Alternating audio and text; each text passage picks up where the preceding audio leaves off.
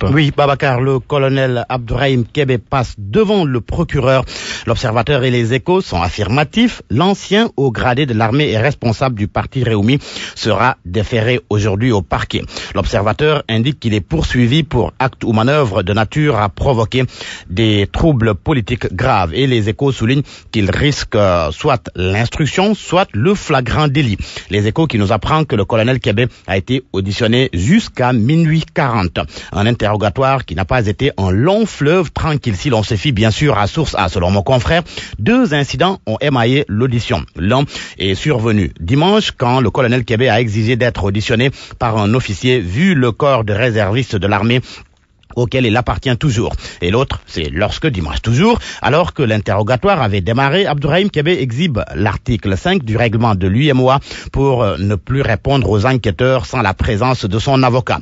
Maître Ndeye Fatou Ndiaye qui confie dans Vox Populi que son client est victime d'un acharnement du fait de son appartenance politique. Pendant ce temps, Déthié Fall, le vice-président du parti Réumi, confie à l'Observateur qu'ils feront face à cette traque de leurs militants. Enquête qui évoque la série d'arrestations dans les rangs de l'opposition rapporte la réaction de Yankoba Seydi pour qui ces arrestations résultent d'une peur bleue. D'autres acteurs politiques se prononcent aussi sur le sujet. C'est le cas de Maître Abdoulaye Tine de l'USL et Maître Pape Kanté, avocat au barreau du Canada, qui souligne que cette vague d'arrestations ne traduit rien d'autre que l'inquiétude qui gagne l'autre camp et le chef qui l'incarne, Macky Sall. Et la position de Alioune Tine d'Africa Jom dans tout cela, le droit de l'homiste est d'avis qu'il faut libérer le colonel Kébé. Ce n'est pas la police des idées, dit-il.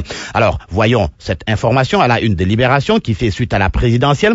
Le journal révèle le contenu d'un audio jugé explosif qui a mené la DIC, la division des investigations criminelles à Touba. Un document sonore d'environ 3 minutes qui a conduit à l'arrestation à Touba de 4 partisans de la coalition IDI 2019, dont Djibi Diakhaté et Khadim Fall. Des propos prêtés à Khadim Fall: on brûle la station Total de Ndam, celle du rond-point, puis on saccage les agences Sénélec et les boutiques Orange.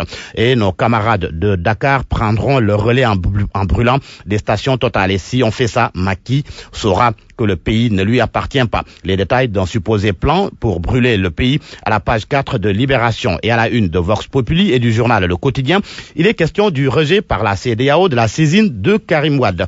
L'ancien ministre d'État et fils de l'ancien président avait saisi la Cour de justice de la CEDEAO contre sa non-inscription sur les listes électorales.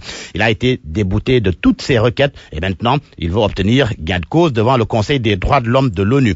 Ainsi, le quotidien titre Karim candidat à l'ONU. Ici à Dakar, on attend les résultats définitifs du scrutin présidentiel du 24 février dernier. Vox Populi informe que le Conseil constitutionnel délibère aujourd'hui. Cela après la proclamation des résultats provisoires par la Commission nationale de recensement des votes. Résultats validés par Moundiaï Sissé, le coordinateur de la mission d'observation de la société civile, déclare dans le quotidien national Le Soleil que les résultats provisoires sont confirmés ont confirmé plutôt leur tendance. Il ajoute que nous n'avons pas constaté des irrégularités, mais des dysfonctionnements.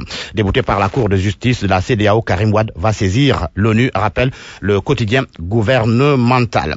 Et ces propos d'une mère de famille qui font froid dans le dos, propos à la une du quotidien L'Observateur, le témoignage de Dieynaba Baldé, mère de Ahmadou Seydi, âgé de 3 ans, retrouvé mort, jeté dans un sac.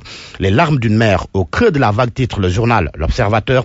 Ahmadou jeté dans un puits, c'est la dernière image que j'ai de mon garçon.